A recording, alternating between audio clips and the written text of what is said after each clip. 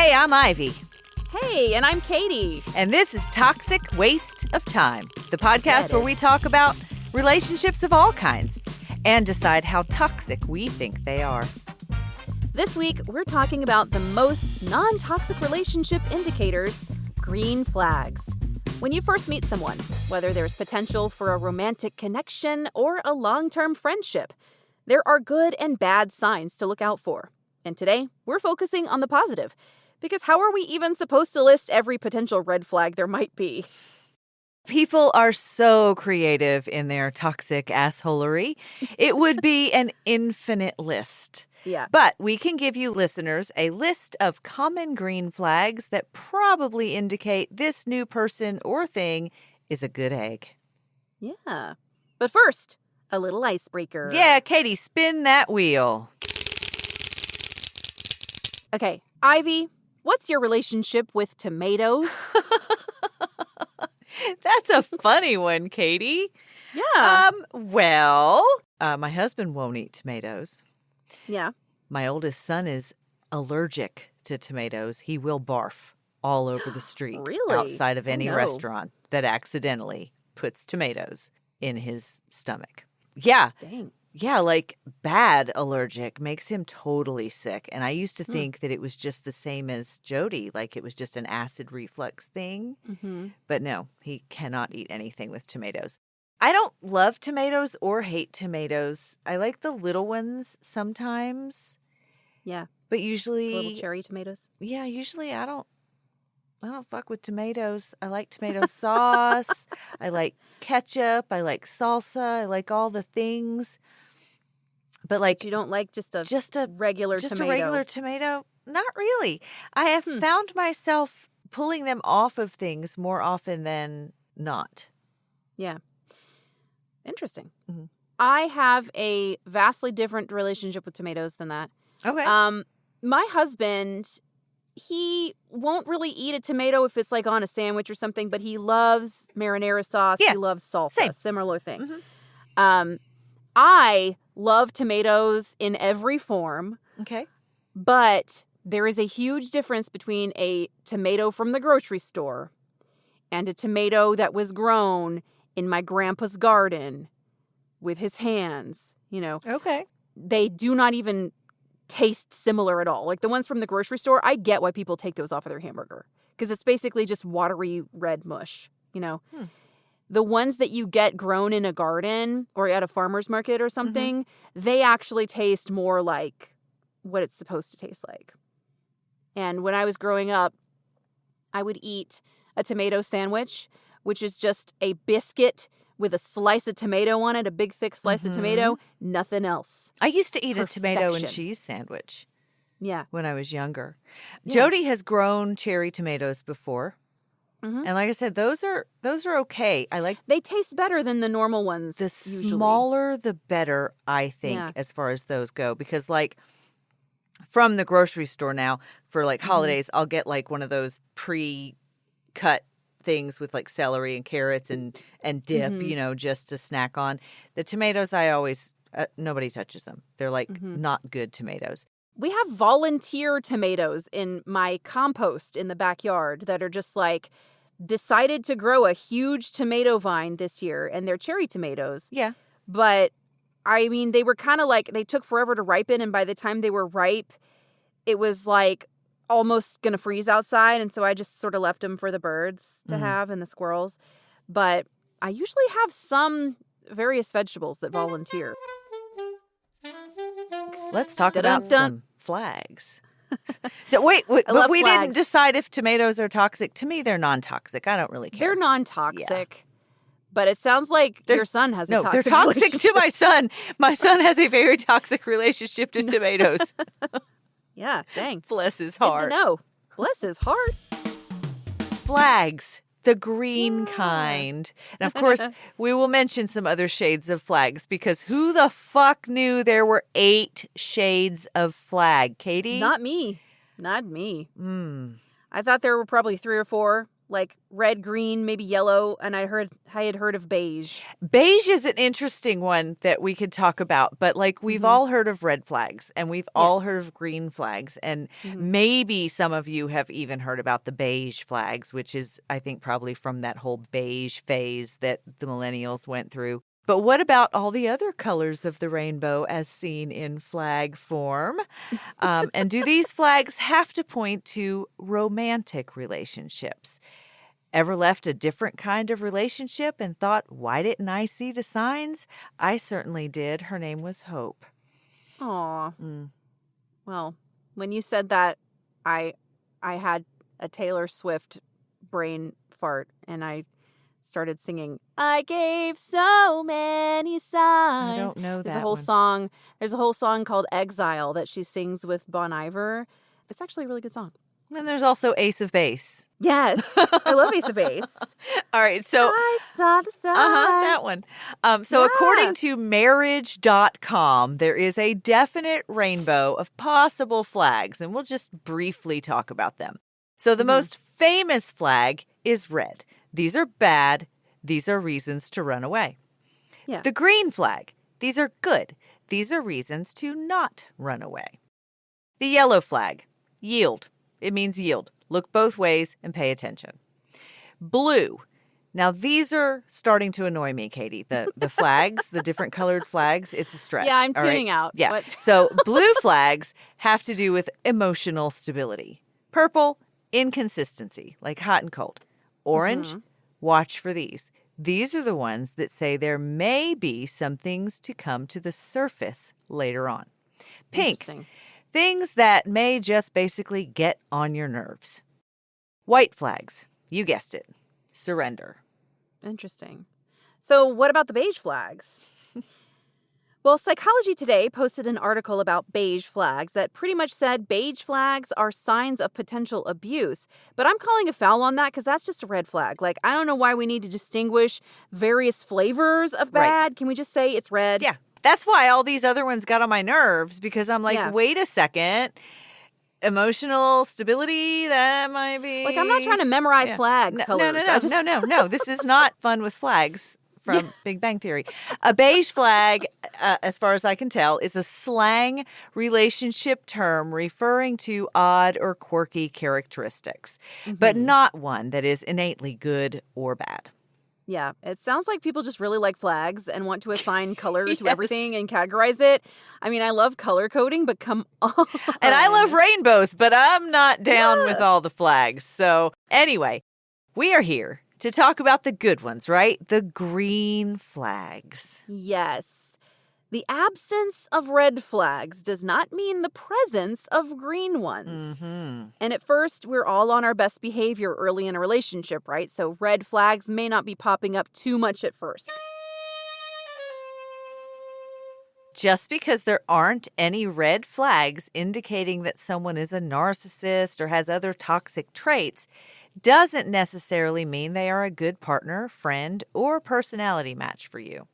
So let's learn together what signs we should all be looking for to indicate that our new acquaintance or habit or gadget or newfound belief might have potential to go the distance. It's important that we learn what a real healthy relationship looks like so that we can all be prepared to spot a toxic bitch. Yeah. Firstly, and probably fundamentally, is equality and equity, because they're different but related. Equality is giving everyone the same things: equal rights, equal pay. Yeah. Equity is giving everyone what they need to succeed. A person who uses a wheelchair needs a ramp or an elevator. A person with a traumatic childhood has different needs for their success. Everyone should be getting their needs met in a relationship. And just because our needs are different does not make them any less valid. Absolutely. So this new person in question, do they treat you like they're equal? Do they acknowledge what you need may be different from what they need, but yet equally valid? which makes more sense to me personally because I don't necessarily want to be treated like I'm the same as a man or any other human, really. I'm not. I'm just a girl with different needs and desires, but I want my needs and desires to be as important as another person's needs and desires. Yeah, well said. And I feel fortunate that I didn't have to sit through many dates like this, but I've had friends who found themselves explaining to a date why a woman's bodily autonomy is important to them. Like, hello, I can't really even be friends with someone who thinks that I'm less than them, right? Or I don't deserve the right to choose what to do with my own body. Ew. What I want to know is how that comes up in conversation. I'm not sure. Okay. But I did have, one of my friends was saying, like, he seemed nice, but then this happened and I just couldn't pay attention anymore. And it was over from that point, Yeah. And honestly, side note, this is probably the only advantage I see in online dating. You can make sure you align on values before even exchanging a message or going out. We will do a whole episode on online relationships eventually, but I really only had one serious boyfriend whom I met in real life. Isn't that weird? Wait, you've only had one boyfriend that you met in real life? Everyone else Every other boyfriend I had, I met online. Interesting. Yeah.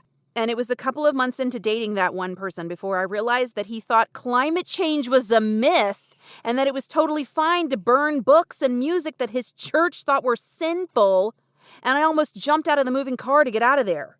Because all of that was a red flag to me that he probably had some values that I did not share. And we were on very different pages. He'd have lost me at church.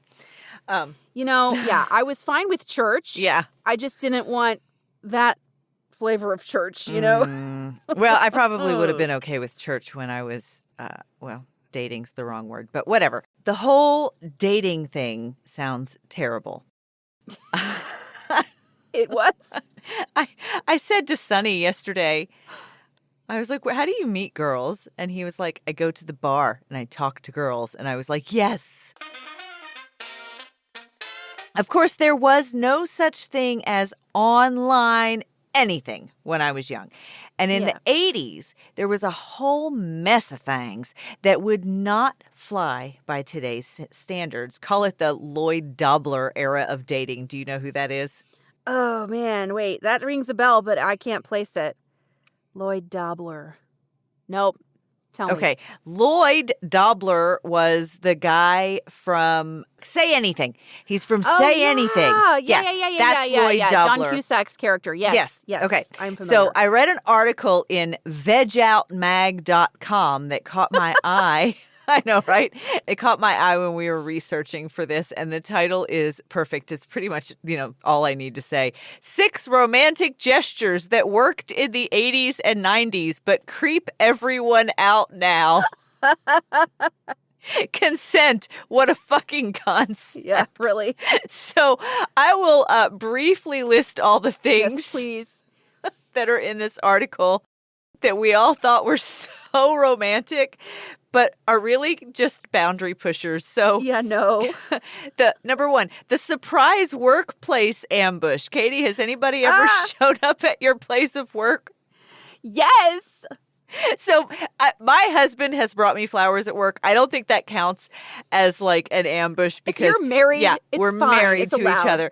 But the busting in with the So number 2, the persistence campaign, or as I call it, don't take no for an answer. She's just playing hard to get.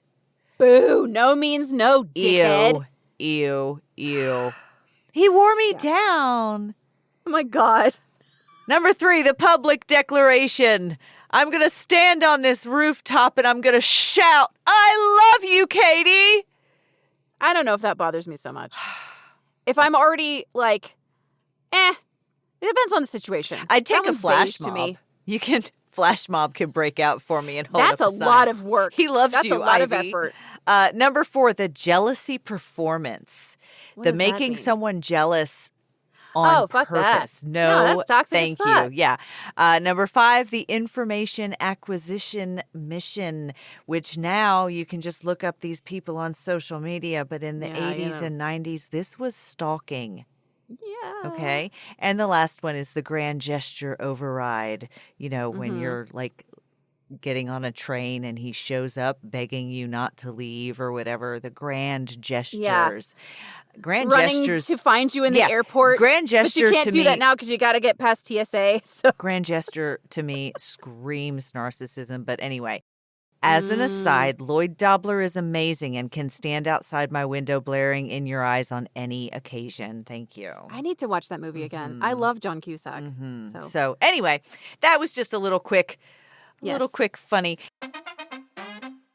So next you. on our list is communication. How you communicate and interact is extremely important. Do they ask questions about you? That would be a green flag. Yeah. And are they receptive to being asked questions about themselves, or do they shut down? Yes. So I've been on dates before where the guy wouldn't shut up about himself, and he asked me no questions whatsoever. And it's gone the other way too, where talking to him felt like pulling teeth, like I couldn't get him to answer with more than one word, or he seemed offended that I even asked, and it was weird. Like, we're on a date here, we're supposed to talk. This is the whole point. Exactly. What else did they want to do? Like, I don't get it. But anyway. I don't know how they thought they were going to get to what else could we be doing if we wouldn't even have a conversation, you know?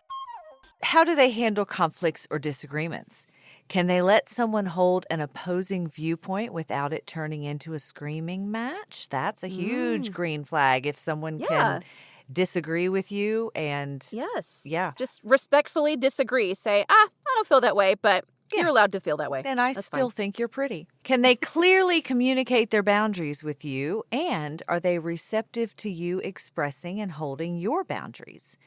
If you are nervous about laying down a boundary with someone and they are resistant to that, well, they're probably not the person for you. It doesn't necessarily mean they suck or are narcissists or whatever. So Yeah, I'm because- just going to stop right here and mention, Katie, that this is all very funny to me as a Gen Xer from the 80s, where words like red flag, green flag, boundary, consent, even all new vocab. communication, all of these things were not things. Like the words were in the dictionary, but they didn't mean anything to us. Yeah. Well, I'm glad that this has become more public knowledge, you know? Yeah. But people don't talk about green flags as much as red flags. Well, why And would they? It's different for everyone. Bad you know? is talked about way more than good. Yeah, it's way more funny and interesting, I guess.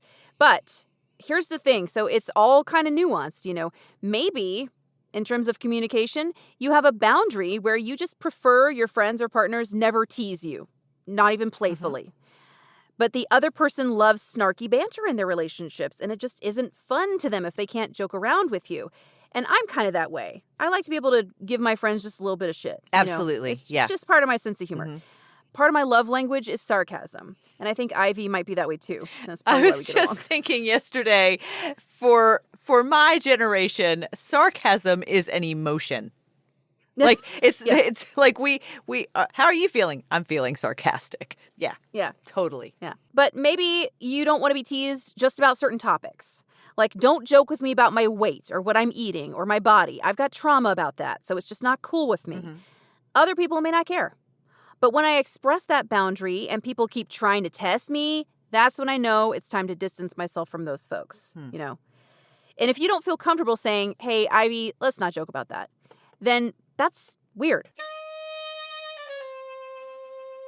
So the third green flag on this list is authenticity and vulnerability. Now, when you first meet someone, you can't expect them to just dump out their darkest secrets and fears to you, right? If they do, that might be a flag that's not green. Like they're trying too hard to bond with you too quickly, maybe, like they're love bombing or I don't know, it's weird. Or That they could might be showing- needy. I feel like if somebody Yes. immediately is dumping their darkest secrets and fears to you, that flag would be that they are needy. And that's not necessarily to me a red flag, because sometimes, you know, needy people are great people. You have to have the energy Yeah. to take them on. Yeah, and it makes me wonder why they're doing that. Like, where is that coming from? You know. So anyway, that could be showing some desperation or some sort of fake vulnerability to induce a trauma bond or to make you feel sorry for them. Mm-hmm. And what color flag would that be? Just raises some questions. Mm-hmm. But anyway, who knows? If we scroll up to the rainbow of flags, I think it would fall under pink. Okay. Mm-hmm. Pink, it just annoys you. Is that what pink was annoying? I thought pink was... Maybe you meant orange. Was that the one that's like, that might come up later? Oh, yeah. Orange. Okay. Yeah, see, there's too many colors. There's too many colors. Yep, you're right. Yeah. But what we're actually looking for is authentically expressing feelings and emotions, especially negative ones when they come up. It might be a good question to ask someone what's something they are working on improving about themselves and see what they say. If that person acknowledges they have some flaws and that they're trying to do something about it, huge green flag. Yeah, definitely. And that ties into the mindset of personal growth, too. It's good to hear folks honestly admit that they need to work on something about themselves, even if it's slow going. Just knowing someone has been to therapy is a huge green flag to me. Really? Like, I know that you tried. Yeah. Next, we've got accountability. Can this person admit when they make a mistake and apologize? I love accountability. Because a bona fide narcissist sure won't. Ever. And it can be hard for people, even without NPD, to admit when they're wrong. It's really hard for most people to admit It's when not they're easy. wrong. Yeah, that's It why shows I said I maturity, though. love accountability. Because when Yes. somebody says, I was wrong, that's a huge green flag. Yeah, absolutely. Growing up, this was especially hard for me because I'm a Leo. But when I became a teacher, I noticed the respect that my students had for me grew whenever I admitted that I was wrong or I didn't know something or I apologized for losing my temper, etc. So thanks, former students, because that helped to nurture that quality in me. And I was like, oh, wait, they actually respect me more when I'm just honest with them? Huh, who knew? Yeah. I don't have to be perfect. Yeah, when you do something wrong, you own it. People like that. Yeah. But also, when it turns out that you're wrong about something, does the other person let it go and move on? Or do they gloat and get all icky about it? And when they are wrong, hopefully they admit it. But do they then go into this self-pity party about how terrible they are? That's my husband.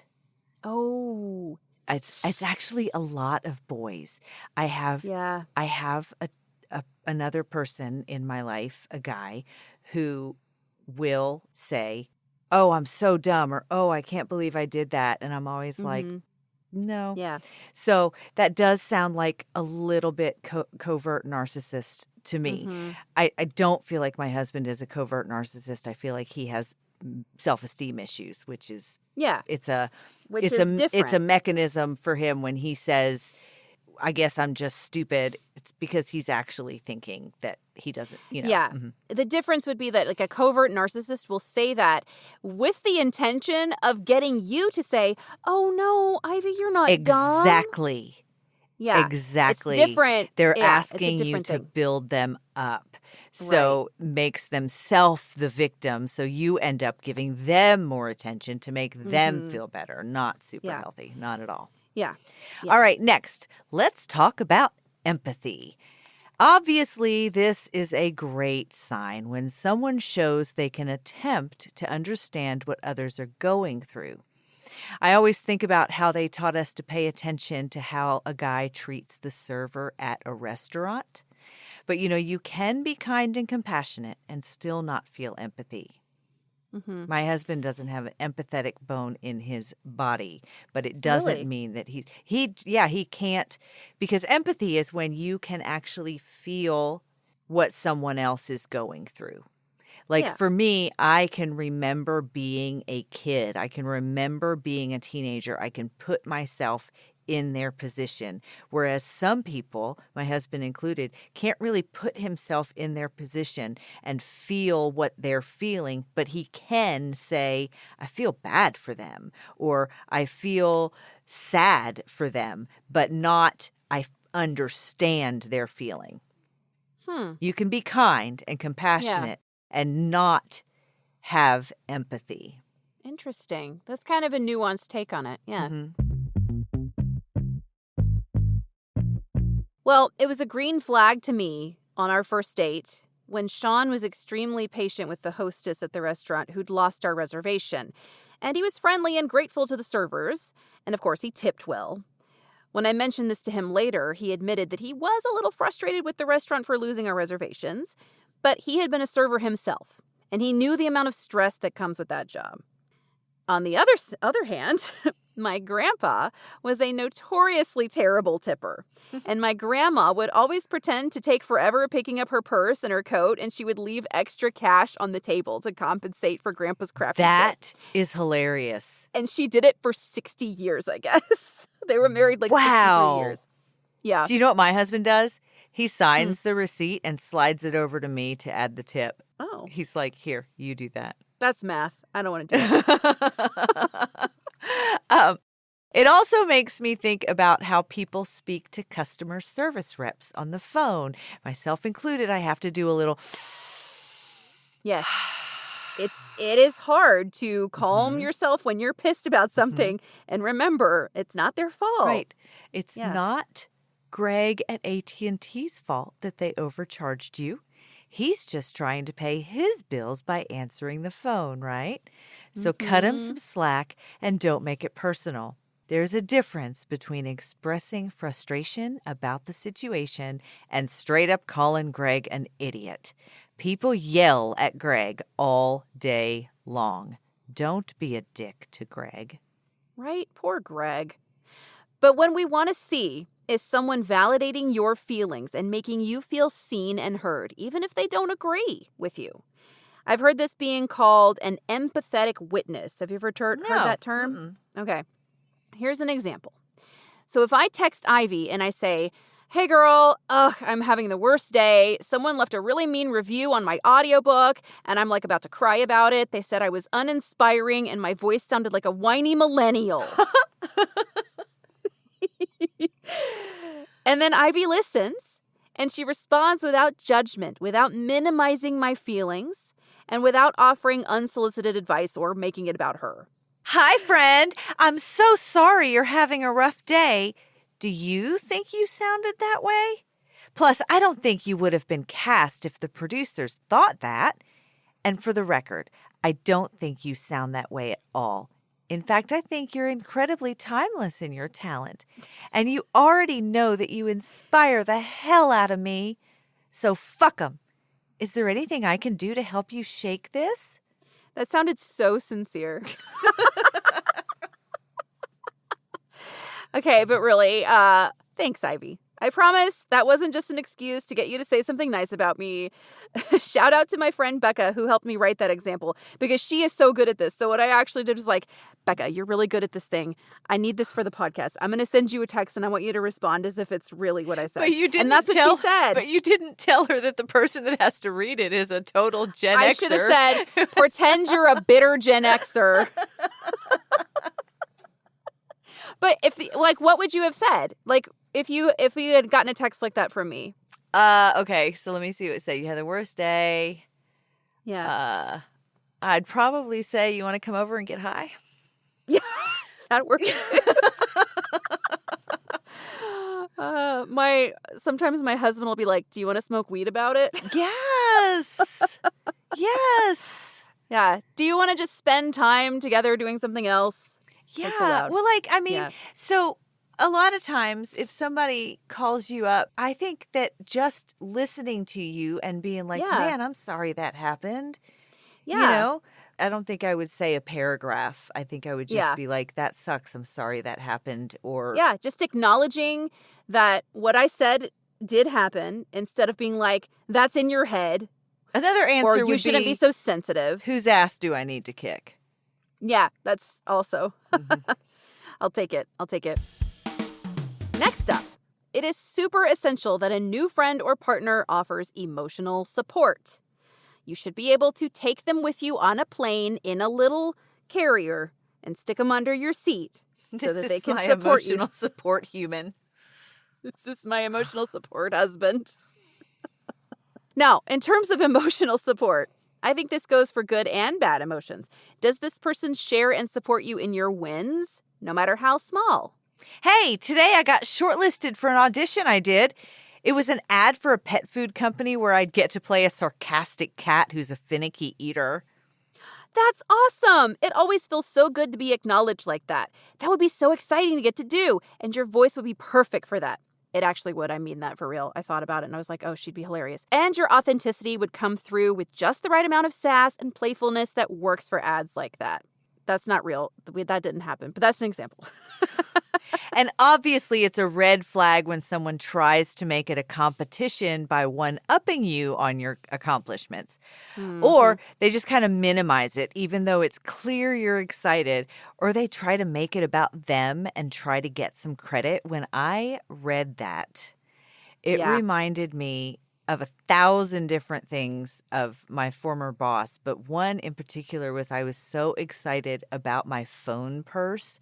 It's a Betsy Johnson phone purse. Ooh, we love Betsy and Johnson. The receiver snaps on and it's the handle and it's Bluetooth and you can actually answer your phone on it. That is so cute. And because she worked for AT&T and she ran, she trained telephone companies. She said, instead of complimenting the purse or anything like that, she said, oh, I can't believe you didn't think of me when you saw that. What? Yeah. Made it about her. Yeah, like now I should you're in have trouble bought for it some for reason. her. Not that she would use Oh. it because it's cute, but anyway. Well, what if I got a text like that from you, Ivy, about how you were excited for being shortlisted for this audition? And instead, my response was, nice. Lucky for you, you've got a famous podcast partner to help get your voice heard. Right? Like, low-key, a response like that is kind of gross to me. Yeah. I've got family members who want to take credit for all of my accomplishments, and it's exhausting. Like, what do you want? A thank you card? I don't understand. What do you mean they want to take credit for your accomplishments? Like, what I mean is, when they turn it around and be like, well, aren't you lucky that I helped you? Yeah. Ew. Or what if they're low-key jealous, right? Like, what if my response was, OMG, I've always wanted to do an ad like that. I'd kill for that chance. Which is like, I mean, maybe that's true. Maybe I would be low-key jealous if you got an ad like that. That would be cool because I would love to do an ad like that too. But the fact that overpowers my feeling of also sharing in your excitement is a problem. Wow. Yeah. I mean, like a response like that, even if they don't mean it in this way, sounds like they're looking for me to make them feel better somehow instead of celebrating with me. Remember, it's not a competition. We can all be awesome, and you're not a threat to me. Right. And I would love for you to get to be a sassy cat in a commercial. I mean, sarcasm so funny. does appear to be my thing. Yeah. Yeah, for real. Next, you're not a threat to me. Right. So this next one kind of falls under empathy and emotional support, but it's sort of nuanced, so I separated it. It's validation. Okay. Specifically, it's a green flag when someone validates your feelings or even your interests and experiences, whether or not they share them. You're looking for the other person to hear you out, acknowledge your feelings, and at least make an attempt to understand why you feel that way. It may not be about them, and if you're just needing to vent and get those feelings out, then they can listen without judgment. And it doesn't matter what type of feeling we're talking about.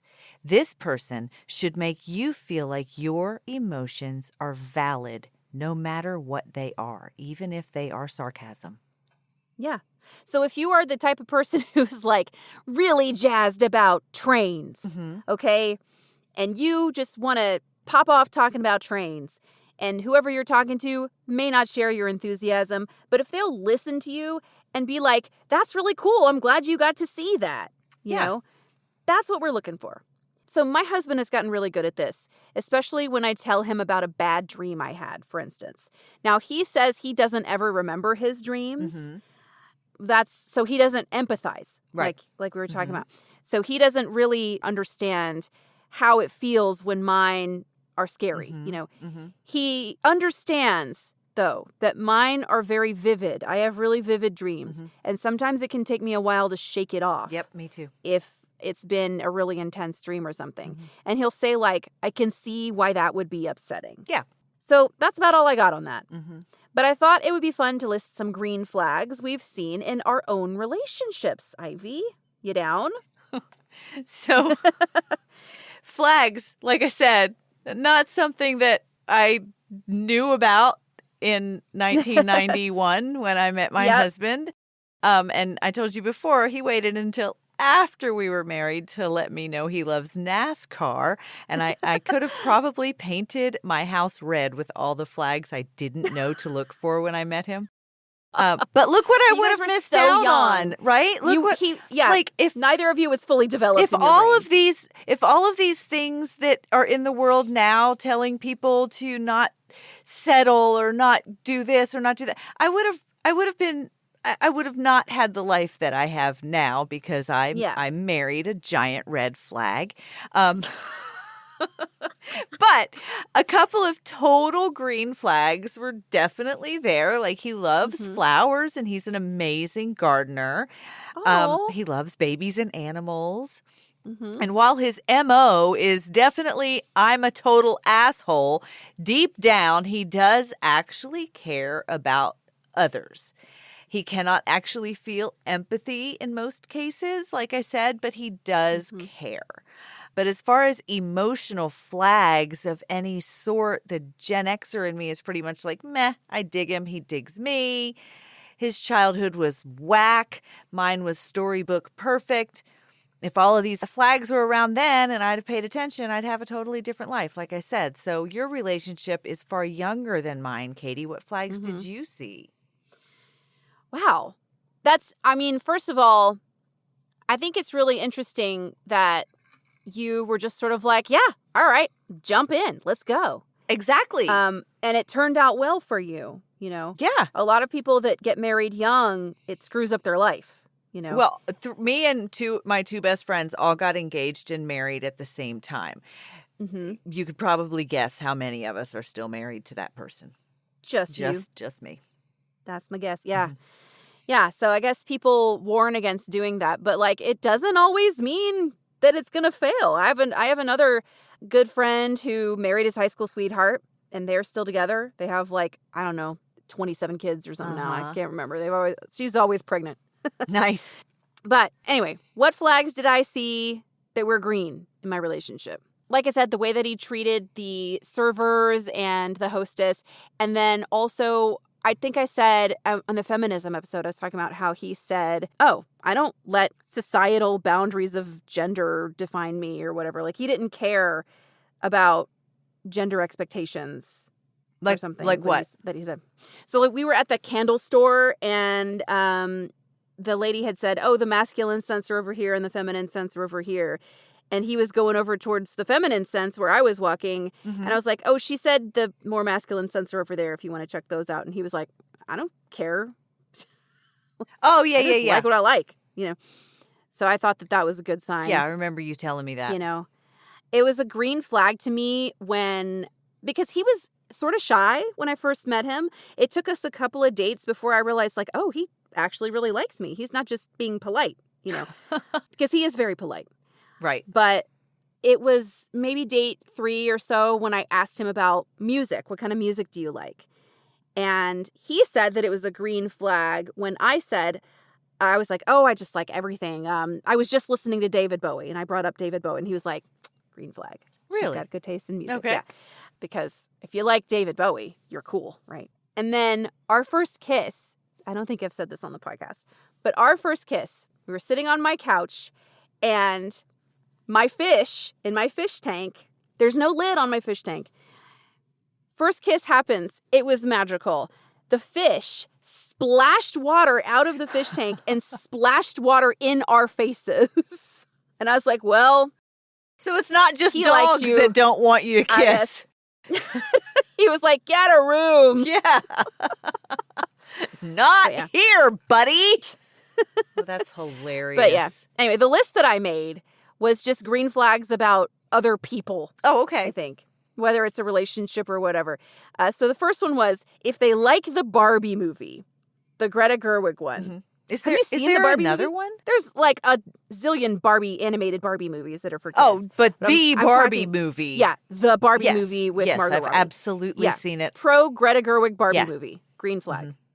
I even The- my husband even watched it with me here.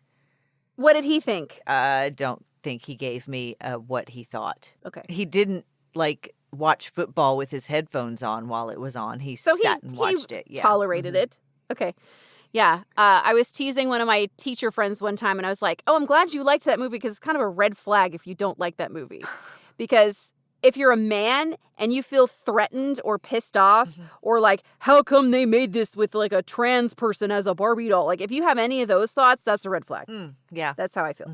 All of those my favorite kind of movies I'm watching with my girlfriends, not my husband. Yeah. He doesn't have to like it. It's just like if he's going to make fun of you for liking No. it. Never I in a feel like that's million bad. years Yeah, would he make he'll fun of let me you like in a it. mean way. He might Right. tease me about it, but That's different. Yeah. The next thing is green flag, the this made me think of you text. oh, And it's just something related to a thing that you said or that you liked. and that goes know. for anybody. Anybody. Friends, anybody. Millennials have this thing called pebbling. I have no idea Which- what that means. I believe refers to a certain species of penguin. Okay. Penguins collect pebbles for their nest. I love that. And they'll bring a pebble to their friends and be like, here, I got you this. This made me Oh. think of you. So that's just sort of like if I send you a meme, like I think I sent you recently the meme of like Miss Piggy or something. That's pebbling. It's just, I thought you would think this is funny too. That's all that it means. I love that. That's just a sweet thing. I love penguins and everything about them, but I love Same. pebbling. Yeah. Yeah. I think it's a green flag if somebody has had the same friends for many years. Yes.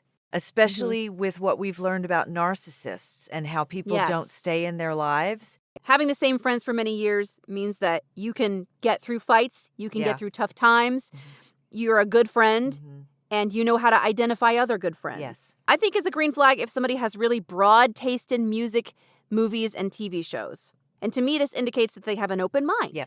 And that it will be easier to find common ground. Open If the mind. only type of TV show you like is X, Y, or Z, if you only watch the X-Files, it's going to be hard for me to talk about TV with you. You know? Well, yeah. If TV is something that you want to talk about, but like we pretty much only watch reality based competition shows now. We've watched a ton of those, and I see the appeal. They're stupid, but I see the appeal. Yeah. I like this. I like this last flag of yours. Yes. Green flag. Someone that I have just met tells me they did theater in high school. I like you. Yep. That's Same. That's enough. I was recently doing a voiceover job, and I was a little bit early to the call. And the director said, oh, you don't know how much it makes me feel better that you were just a few minutes early. And I was like, well, I'm a theater person. 5 minutes early is on time, and on time is late. And she was like, yes, I immediately like you. Because she was also a theater person. And she immediately hates me because I show up when I show up. When I walked into Irv's office when I left. So I went into his office and I was like, I'm leaving. And he was like, when will I see you tomorrow? What time? And I was like, what time? And he was like, whenever you feel like it. And I was like, I said, well, do you want to give me a time? Because this morning I made it to the doctor's appointment on time. They told me to be there 15 minutes early. I was there 10 minutes early. So I made it. You know, I was like, I can do it. Tell me a time. And he said, you are a completely different person since you stopped working for that lady. He was like, yeah, you're happy. And I was like, so what time do you want me here tomorrow? And he was like, whenever you get here. Aw. I just thought of another green flag actually while you were talking. Okay. And it's a little sad, but good. So, major green flag in my relationship with my husband. He went with me to my dad's funeral, even though he had never met my dad. How long had he known you? We had been dating, let's see, that was August. It was 8 months. We'd been dating. I would 8 have months at that expected point. him to go with you. I don't I know would have if too, that's but a it was flag at also all. it was a 6-hour drive to get It was there. his job. Everyone said that to me, but like I had never dated someone who would have done that. Well, but also he Before. could have said no, and it would have been okay. He could have, and I would have understood. Only based went on the with me. 6-hour drive, not the funeral Right. itself. And he also had never met any of my family. That's a great time to And- meet your new significant other's family is Yeah. at the funeral. Tell you what, I liked your green flags. I think my Thank you. favorite green flag is they've had the same friends for a long time. I Yeah, think I feel that like that's a is pretty clear sign. true for any relationship, friend or boss or employee or anything, long-term relationships that are good.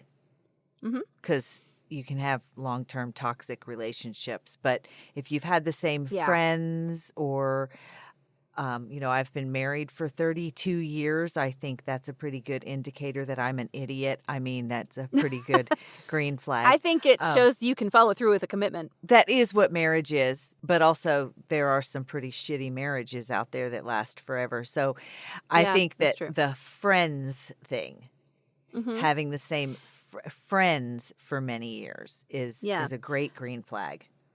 But it's not necessarily a red flag if they have only had their close friends for whatever short amount of time, Like it's just, you don't know the situation. It's not necessarily a red flag, but long-term relationships are a green flag. Yeah, I think. For sure. Well, folks, that is our episode for this week. Thank you so much for playing the flag game with us and listening to our takes on green flags, red flags, beige flags, I guess. Guess it's a beige flag that your husband likes NASCAR. No, was pink annoying? It's a pink flag. It's pink. It's a pink flag. Yeah. All right. Perfect. We got it figured out. Yes. So be sure to follow us on social media. We exist on Instagram and Facebook at Toxic Waste of Time. Yep. And if you want to email us, you can do that. Our email is contact@toxicwasteoftime.com. Please, somebody send us an email. I think we should have like a contest or something. If you send us an email with a suggestion or a comment or anything, we'll enter you in a drawing to win something. I don't know what it'll be. The AI-generated picture of us on Mars with the mommy milkers. Yeah, with giant boobs. Someone wants that. Okay, so there's going to be an AI-generated photo, 8x10 glossy. I'm going to send it to you in an envelope. It's not even going to just be like on a link. And we'll sign it. It's going to be signed, and we're going to have we'll have giant ChatGPT sign it. Giant titties. Huge honkers. I hope that's incentive enough for you. Just send us an email, leave a comment, something. We just don't have a lot of interaction with our podcast. Yeah. Send this to one of your old-time besties and say, this made me think of you. Yes. That's a great idea, you. Katie. Yeah. I love that. This is my pebble. Yep. Oh, yeah. And then give them a pebble. Well, join us next week when we will be talking about going no contact. Is it toxic to go no contact? We're going to talk about it. Join us next time for that. Yeah, Katie, we didn't talk about whether or not flags were toxic. Fuck flags. I'm not pledging allegiance to no flag. I went on a whole rant about that today, and Ivy's like, I'm working, I'm busy. No, I think flags are fine. I think it's kind of toxic to assume that everything a person does is a flag. All of you have a good week, and I hope that we see you here again next Tuesday or any day you choose to listen to our little pod.